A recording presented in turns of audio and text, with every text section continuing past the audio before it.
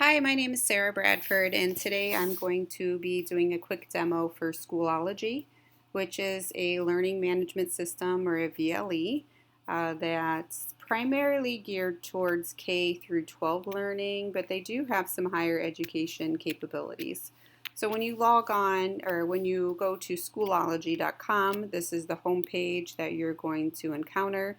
There's all kinds of information on here for you to click on and learn more about Schoology. I have created an account already, so I would log in here. However, if you are new to Schoology, you're going to click on Sign Up. They give you three options: instructor, student, and parents. I personally love the parent option because, being a parent myself, I think it's super important for us to be able to log on and kind of view our child's progress. It's a great way to have conversation with your kids. So I'm going to show you what it looks like once you log in. I've created an account as an instructor. It's a brand new account, so it looks pretty boring right now. This is the page once you log in. This is what you'll view. So you can upload a photo, you can edit your profile, and this is basically your recent activity. You have a course dashboard, which would be any updates that you add or any calendar events, and we'll see that in a little bit as well. You have an upcoming folder and then apps, and you can change what apps you would suggest for them to use. Today I'm going to show you just a few things that you can do on Schoology. We're going to add a course.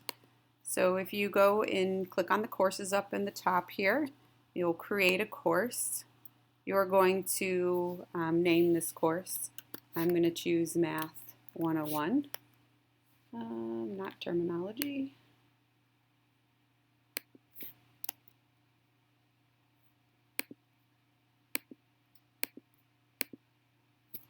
Let's cancel out of here and try that again. So if you go to courses, create a course, we're going to choose Math. We're going to call it Section 1 would just be if you're teaching different sections throughout the day. We use mods at our school, so you could have Mod 1 or Mod 2 depending on what you need. Subject area, we're going to choose mathematics, and then your level. So I'm going to choose 3rd grade, and then create. So once you create a course, this is your page, what it's going to look like. You can add materials via the drop down here. You can add different assignments that are due. You can create tests and quizzes. You can add assessments, which can be graded. You can add links, discussion pages. You can add videos. These are all your materials over here. Updates. This is what would be on the update, the dashboard that we saw. So if you wanted to remind students of an upcoming event or something they need to bring the next day.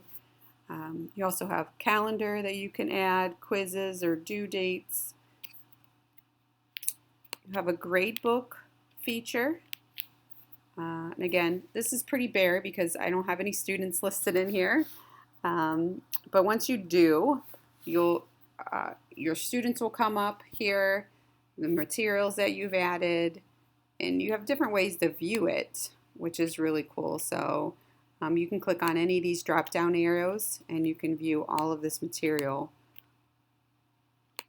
in the way that is most effective for you. Now, to add students, there's an access code for every course, and students have to have this access code in order to be added to your course. So you can distribute that during class or via email.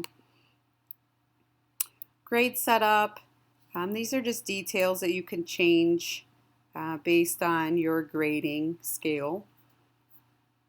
Here's badges. If you wanted to reward students, you can select or add different badges, which I think is a great way to let students know how they're working and how they're advancing.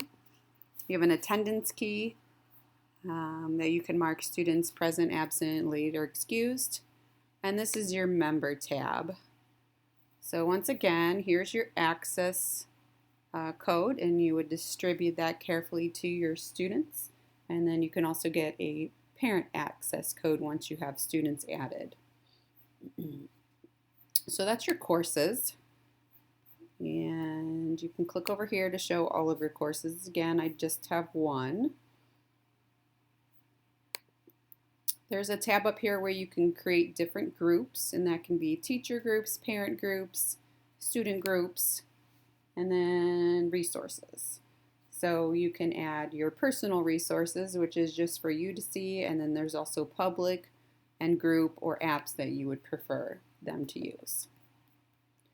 There's a search tool up here.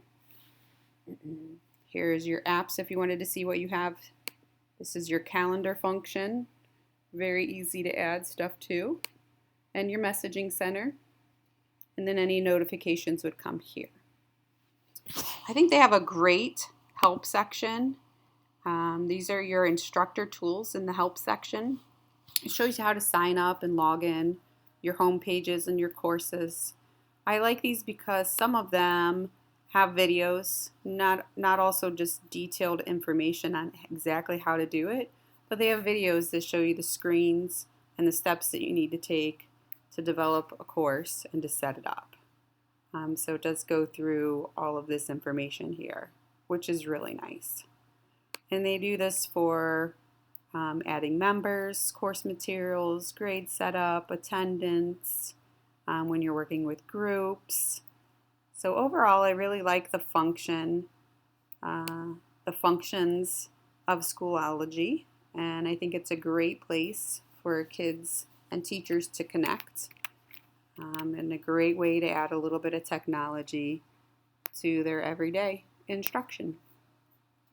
I hope you enjoyed this video, and we'll talk soon.